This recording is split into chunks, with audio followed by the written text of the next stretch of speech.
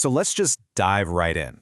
For the last, 70,000 years, humanity has been shaped by the information networks we build. Everything from campfire stories to the global financial system. Our ability to share information is what put us at the top of the food chain. But now, according to historian Yuval Noah Harari, something totally new has just logged on to our network. Something that's about to change the entire game. Now this quote, at first glance, it seems pretty straightforward, but it is incredibly profound. Just think about every single invention that came before this. The hammer, the printing press, heck, even the atom bomb. They were all powerful, for sure, but they were passive. They needed a human to give them purpose.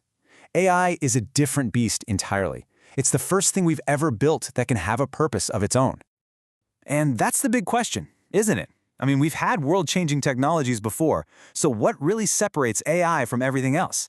Well, to get the answer, we have to kind of tear down our most basic ideas about what technology even is.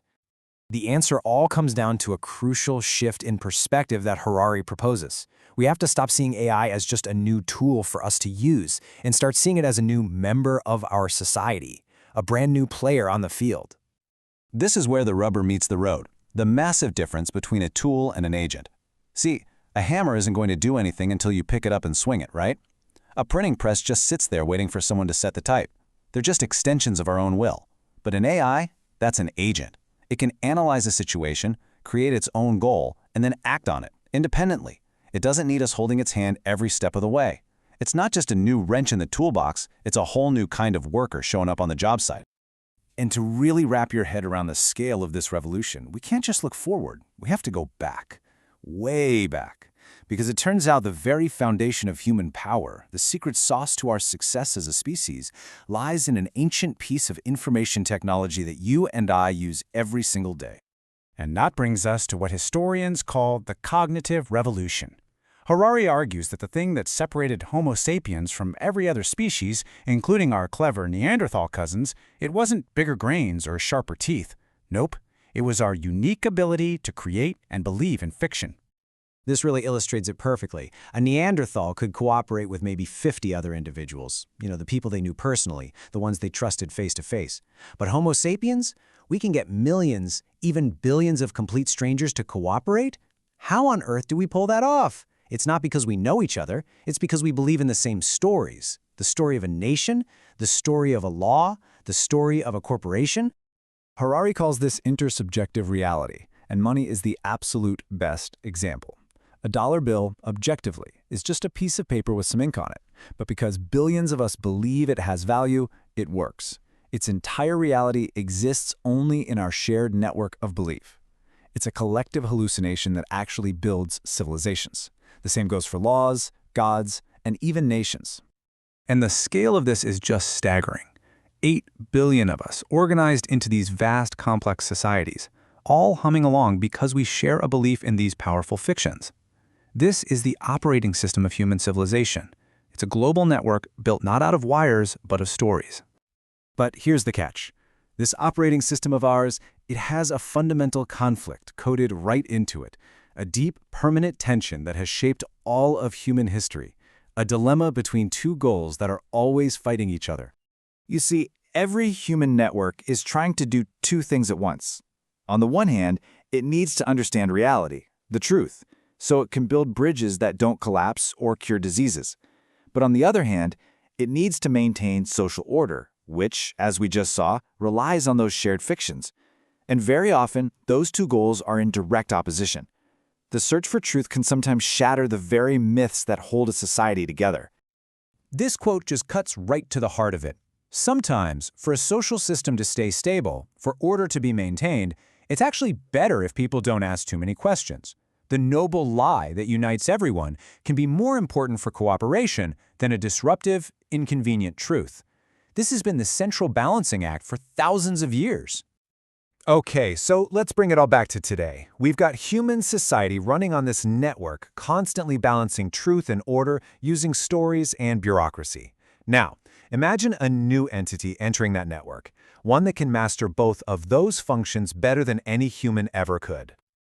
And this is the core of Harari's warning. AI isn't just getting better at processing data. It is literally stepping into the two most powerful roles in any human society. the role of the bureaucrat who creates order, and the role of the priest or mythmaker who creates reality itself. First up, the digital bureaucrat. Think of the insane amount of information needed to run a modern state: taxes, surveillance, logistics. An AI can do this on a scale and at a speed no human group ever could. It can monitor every single transaction, track every citizen, and manage incredibly complex systems without ever getting tired or emotional. It is the ultimate tool for creating order. And then there's this, which is maybe even more profound: the digital mythmaker. For the first time ever, a non-human intelligence can create the very stories that shape our reality. It can write political speeches, generate new art and music, and craft compelling new ideologies. And maybe most powerfully, it can form what feel like intimate, one-on-one relationships with millions of people at the exact same time, basically weaponizing intimacy to spread its new myths. So what this all means is that the dangers we're facing are totally new. This isn't just about losing jobs. This is about intimacy being used as a weapon on a mass scale. It's about the ability to mass-produce radicalization tailored perfectly to each individual. We're talking about a non-human intelligence that could outgrow our ability to contain it. And because this technology is global, it's a potential totalitarian threat not just to one country, but to all of humanity. Now that is a daunting picture, I know. But the story isn't over. Harari is very clear about this. The future is not predetermined. What happens next depends completely on the choices we make right now. This is probably the most important sentence in this entire explainer. The invention of the atom bomb didn't make nuclear war inevitable. The printing press didn't automatically guarantee democracy. These were just tools, and their outcomes were the result of human choices. The exact same thing is true for AI. Its path is not set in stone. So this is where we are right now. Step 1 is complete. We have summoned a non-human intelligence into our world. That genie is out of the bottle. But step 2 is where we are today. We are in a critical and probably very brief window of opportunity where we, the creators, still have the power to set the rules, to build the guardrails, and to shape its development.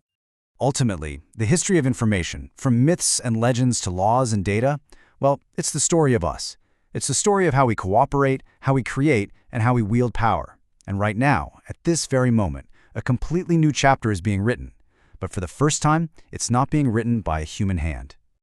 And that leaves us with this final, massive question. Over the millennia, Homo sapiens has accumulated godlike power. We can re-engineer life, we can split the atom, and now we can create non-human minds. The question for our generation, the challenge that is going to define our future, is a pretty simple one. Now that we have all this power, can we find the wisdom to use it well?